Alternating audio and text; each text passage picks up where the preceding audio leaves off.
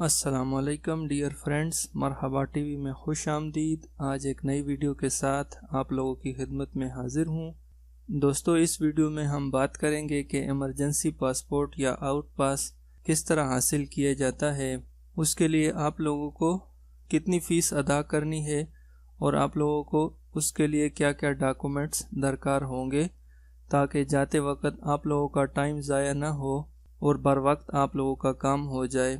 تو ویڈیو شروع کرنے سے پہلے آپ لوگوں سے گزارش ہے، جن دوستوں نے ابھی تک میرے چینل کو سبسکرائب نہیں کیا وہ یہاں سے میرے چینل کو سبسکرائب کر دیں اور ساتھ میں بیل کا آئیکن پریس کریں تاکہ نئی آنے والی ویڈیو کا نوٹیفیکیشن آپ لوگوں تک پہنچ سکے۔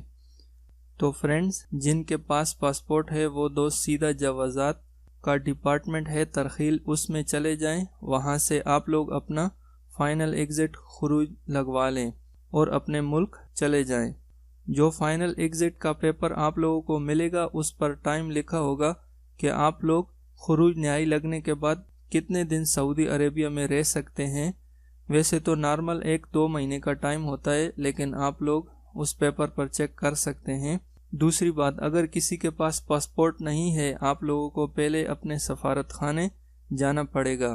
سفارت خانے میں آپ کو اپنا اوریجنل ID کارڈ شو کرانا ہوگا، تو سفارت خانے والے آپ کو اسی دن ایمرجنسی پاسپورٹ بنا کر دے دیں گے۔ ایمرجنسی پاسپورٹ جسٹ ایک پیپر ہوتا ہے جو سفارت خانے والے آپ کو دیتے ہیں، کیونکہ پاسپورٹ بنانے کے لیے وقت درکار ہوتا ہے، تو ہنگامی حالات کے لیے آپ کو ایمرجنسی پاسپورٹ کا پیپر دے دیا جاتا ہے، جس پر آپ سعودیہ سے اپنے ملک واپس جا سکتے ہیں۔ اور جب اس پیپر پر آپ اپنے ملک جائیں گے تو وہ جاتے وقت ایئرپورٹ سے آپ لوگوں سے وہ پیپر لے لیں گے۔